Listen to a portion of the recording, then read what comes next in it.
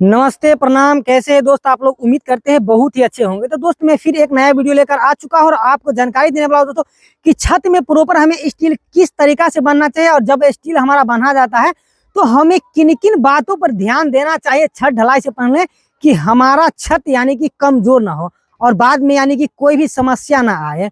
तो इसीलिए आप लोग इस वीडियो को एंड तक देखिएगा, बहुत ही जरूरी वीडियो है दोस्तों। अगर इस वीडियो को आप देखेंगे, क्योंकि आपको देखना इसलिए जरूरी है दोस्तों कि आप लोग जब घर बनवाते हैं तो सारा जीवन भर का कमाई यानी कि घर में लगा देते हैं और आपका घर अगर खराब हो गया तो सोच सकते हैं कि आप जिंदगी भर आपको पछताना पड़ेगा। तो इसलिए छत हमारे घर के लिए सबसे मेन रोल निभाता है। अगर छत ना हो, अगर सारा घर बना लिए और छत ना हो तो फिर वो घर कोई काम का नहीं, कि बारिश के टाइम में आप ऑटोमेटिक भीजते ही रहेंगे। तो इसलिए आपको ध्यान देना है इन बातों पर। जो मैं 2-3 पॉइंट बताऊंगा, इस चीज पर आप ध्यान दे दिए तो आपका घर यानी कि कभी भी आपको पछताना नहीं पड़ेगा और आपका घर यानी कि जिंदगी भर के लिए मजबूत रहेगा।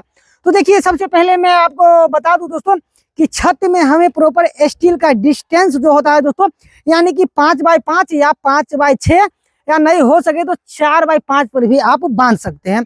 इतना पर अगर बांधते हैं तो फिर इससे कोई प्रॉब्लम नहीं है। अगर डिस्टेंस थोड़ा कम ज्यादा भी आप अपने बजट के हिसाब से लेकर चल सकते हैं।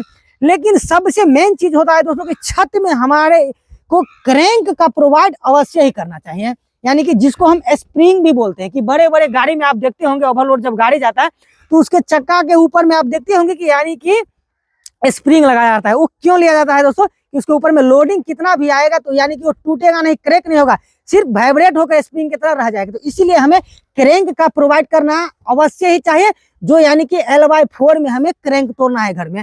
हो आपको जिस हिसाब का अगर काम है तो उस हिसाब यानी तो L/3 में भी टूटता है और L/5 में भी यानी कि क्रैंक टूट जाता है। यहाँ पे यानी कि L/4 में दिया गया और 2 वे स्लैब यानी कि दिया गया है। जो आप देख रहे हैं 2 वे स्लैब यानी कि चारों साइड यानी कि इसमें क्रैंक तोड़ा गया है।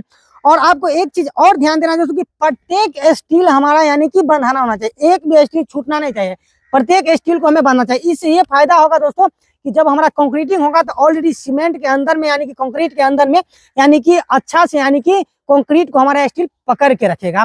और एक चीज और आपको ध्यान देना है दोस्तों कि प्रॉपर छत ढलाई करने से पहले आपको ये ध्यान देना है कि इसमें कवर ब्लॉक का इस्तेमाल अवश्य करना, तब आपको छत ढलाई करवाना है। यानी कि छत ढलाई से पहले, क्योंकि यहाँ पे यानी कि कवर ब्लॉक का इस्तेमाल अभी नहीं हुआ है दोस्तों, अभी काम चल रहा है, कुछ काम अभी बाकी है। तो इसमें कवर ब्लॉक का इस्तेमाल अवश्य ही करना है। और कवर ब्लॉक का यानी कि आपको ग्रेड देख कर ही इस्तेमाल करना है कि आपका कितना ग्रेड का यानी कि सीमेंट आप छत में यूज कर रहे हैं। अगर 43 ग्रेड का सीमेंट यूज कर रहे हैं तो 43 ग्रेड का ही कवर ब्लॉक होना चाहिए, जो यानी कि दोनों सीमेंट का सेम पोजीशन अगर रहेगा दोस्तों तो हमारा छत यानी कि और भी मजबूत रहेगा। और आपको एक चीज और ध्यान देना है दोस्तों कि हम जब छत में स्टील जब बांधते हैं तो हमारा छत में अगर उतना बड़ा छत नहीं रहता है तो क्या होता है कि स्टील छोटा भी पड़ जाता है।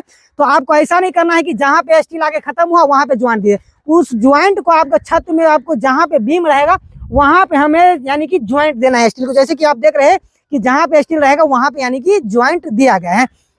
और एक चीज आपको और चेक कर लेना है दोस्तों कि प्रॉपर छत में अगर शटरिंग वायल नहीं लगाए हैं तो यानी कि पॉलीथीन का इस्तेमाल किए हैं कि नहीं। तो पॉलीथीन का इस्तेमाल अवश्य ही करना है, क्योंकि शटरिंग वायल अगर हम लगाते हैं दोस्तों और 4-5 रोज या 8-10 रोज अगर हम स्टील बांधने में ही टाइम बिता देते तो क्या होता है, सेटिंग वायल जब तक यानी कि सूख भी जाता है और ज्यादा नया सेटिंग वायल रहता है। और जब हम छत में अगर वाइब्रेटिंग करते हैं तो क्या होता है कि हमारा यानी कि कंक्रीट भी सेटिंग वायल से यानी कि मिक्स हो जाता है, जो छत को कमजोर कर देता है। और पॉलीथीन डालते हैं तो फिर कोई प्रॉब्लम नहीं होता है। और एक चीज और आपको चेक कर लेना है कि प्रॉपर हमारा छत में जब कंप्लीट हो जाता है स्टील तो हमारा छत यानी कि बिल्कुल लेवल में है या नहीं है।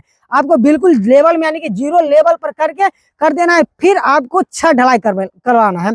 और एक चीज और आपको ध्यान देना है दोस्तों, जो मैं आपको नीचे जाकर नहीं दिखा सकता हूँ यानी कि सेटिंग के नीचे, तो यहीं से मैं आपको बता देता हूँ कि जो भी हमारा बल्ली प्रॉपर जो छत के नीचे जो प्रोवाइड किया गया है वो यानी कि बिल्कुल सीधा होना चाहिए। अगर टेढ़ा देते हैं तो बाद में यानी कि इसके ऊपर में जब कंक्रीटिंग होगा और मशीन वगैरह चलेगा तो क्या होगा, यानी कि छूट भी सकता है। तो इसलिए हमारा बल्ली प्रॉपर यानी कि सीधा लगाना है। और उसका डिस्टेंस जो भी बल्ली रहेगा यानी 2 से 2.5 फीट ही उसका डिस्टेंस रखना है, जो बल्ली इसमें हम प्रोवाइड किए रहेंगे।